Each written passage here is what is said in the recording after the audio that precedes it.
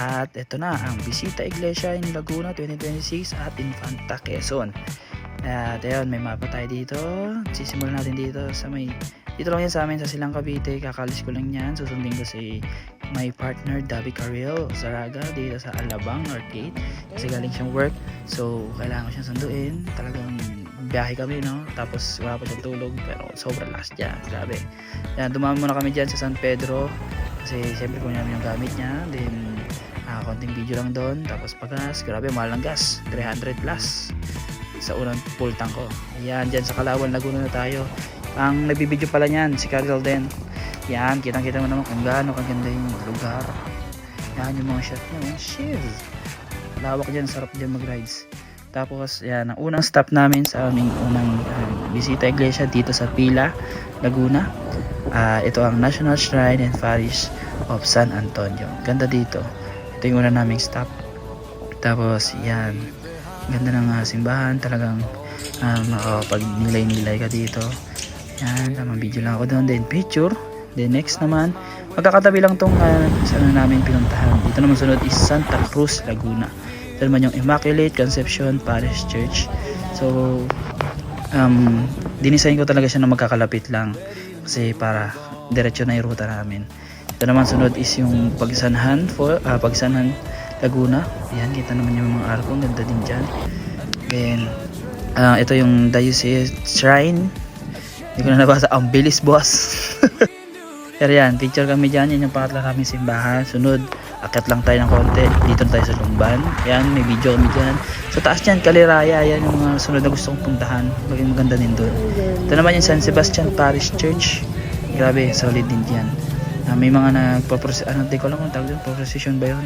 Yan din yun, pero naging traffic, sobrang init kaya hindi na masyado nag-video. Then picture lang kami doon. Ito naman sa Kalayaan, Laguna. Yan, dito sa part na to, naiiwan ko yung cellphone ko. Buti na lang talaga may nagbantay. Ayan, sa St. John the Baptist Church Parish. Hindi ko lang kung church, hindi ko nabasa, pero ayun, ganda din dito.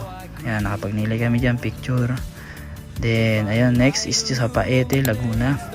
Dito naman, yan, init dito kasi sobrang tirik-tirik yung araw, pero solid pagpasok mo talaga sa church. Talagang mare-refresh ka. Then syempre kailangan makapagnilay-nilay ka din. Then next, ito yung last namin ng simbahan na pinuntahan. Yan, kung saan meron silang may mga parang theater sila dito sa part na to. Then yan, Roman Catholic and Apostolic Church of Pakil. Ito ang ganda ng simbahan nila dito. Yan, yung mga picture, may mga picture siya. Kahit dun sa taas yan, sa dulo yan, may mga picture din dyan.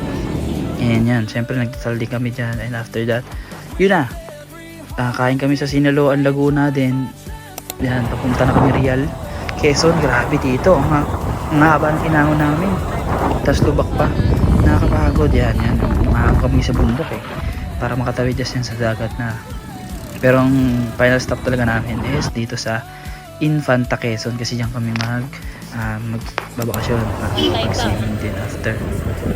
Ayan, sa Infanta Quezon dito, hapon to, after ng Bisita Iglesia namin. Tamang picture lang kami din. Ito umaga na kasi doon natulog lang kami, ganun, pahinga lang. Yan, tamang picture lang si kuya mo. Tamang video pala, hindi pala picture. Dito may transition dyan dapat meron yan kaso wala, nakalimutan pa natin. Bagsak talaga si kuya ko, talaga gusto na matulog, tapos kain lang siya. Ayan, picture yun, layo pa. Ganun dapat yan, huling-huli ng kuya mo.